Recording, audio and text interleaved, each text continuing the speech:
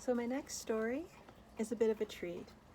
It's a suppressed episode from Alice Through the Looking Glass, or actually what was known at the time, Through the Looking Glass and What Alice Found There, by Lewis Carroll. The episode was lost for a very long time. In 1974, it showed up at a Sotheby's auction, and in 1977, it was published. This illustration is actually done by a man named Ken Leader, and it's done in the same vein as Tenniel, who was the original illustrator. And hopefully you can see that. And the episode is called The Wasp in a Wig. And she was just going to spring over when she heard a deep sigh, which seemed to come from the wood behind her. There's somebody very unhappy there, she thought, looking anxiously back to see what was the matter. Something like a very old man, only his face was more like a wasp, was sitting on the ground leaning against the tree, all huddled up together and shivering as though he was cold. I don't think I can be of any use to him, was Alice's first thought as she turned to spring over the brook. But I'll ask him just what's the matter, she added, checking herself at the very edge. If I once jump over, everything will change and then I can't help him. So she went back to the wasp, rather unwillingly, for she was very anxious to become a queen. Oh, my old bones, he was grumbling as Alice came up to him. It's rheumatism, I should think, said Alice to herself. And she stooped over him and said very kindly, I hope you're not in much pain. The wasp only shook his shoulders and turned his head away. Oh, dreary me, he said to himself. Can I do anything for you? Alice went on. Aren't you rather cold here? How you go on, said the wasp in such a peevish tone. Worrity, there never was such a child. Alice felt rather offended at this answer, and was very nearly walking on and leaving him, but she thought to herself, perhaps it's only the pain that makes him so cross. So she tried once more. Won't you let me help you round to the other side? You'll be out of the cold wind there.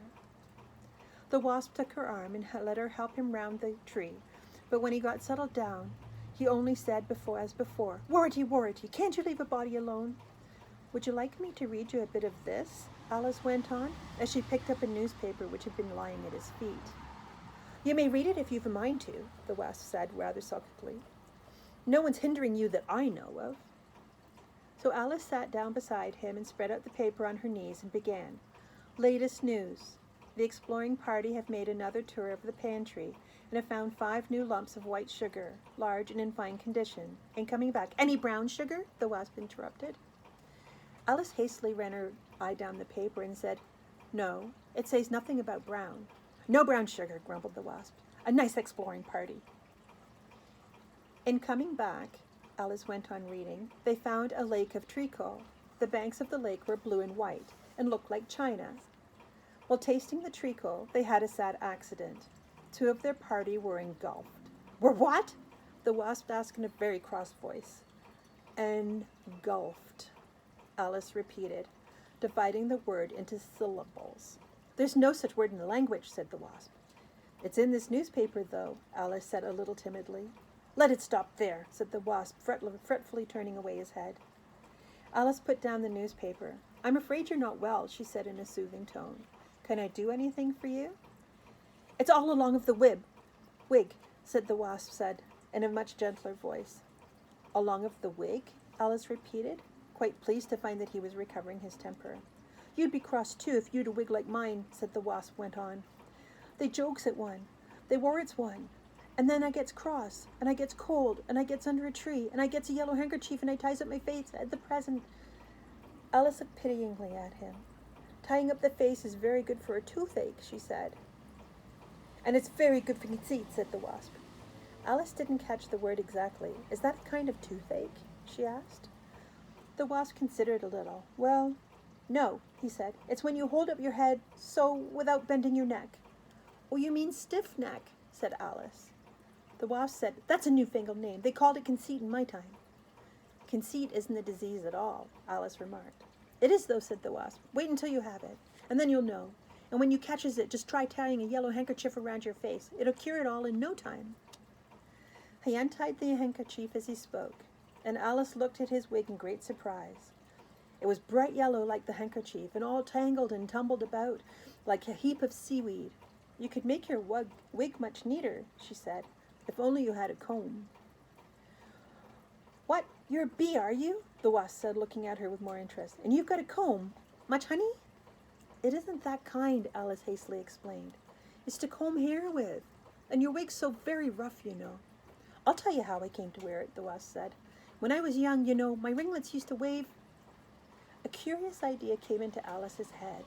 Almost everyone she had met up until then had repeated poetry to her, and she thought she would try it if the wasp couldn't do it too. Would you mind saying it in rhyme? She said very politely. It ain't what I'm used to, said the wasp. However, I'll try. Wait a bit. He was silent for a few moments and then began again. When I was young, my ringlets waved and curled and crinkled in my head, and then they said you should be shaved and wear a yellow wig instead. But when I followed their advice, and they had noticed the effect, they said I did not look so nice, as they had ventured to expect. They said it did not fit, and so it made me look extremely plain. And what was I to do, you know? My ringlets would not grow again. So know that I am old and gray, and all my hair is nearly gone. They take my wig away from me, and say how you put such rubbish on. And still whenever I appear, they hoot at me and call me pig, and that is why they do it, dear, because I wear a yellow wig. I'm very sorry for you, Alice said heartily, and I think if your wig fitted it a little better, they wouldn't tease you quite so much. Your wig fits quite well, the wasp murmured, looking at her with an expression of admiration. It's the shape of your head that does it. Your jaws ain't well shaped, though. I should think you couldn't bite very well. Alice began a little scream of laughter, which turned into a cough as well as she could. At last she managed to say gravely, I can bite anything I want. Not with a mouth as small as that, the wasp persisted. If you was a fighting now, could you get a hold of the other one by the back of the neck? I'm afraid not, said Alice. Well, that's because your jaws are too short, the wasp went on. But the top of your head is nice and round. He took off his own wig as he spoke and stretched out one claw towards Alice as if he wished to do the same for her, but she kept out of reach and would not take the hint. And so he went on with his criticisms. Then your eyes, there's too much in front, no doubt. One would have done as well as two, and if you must have them so close.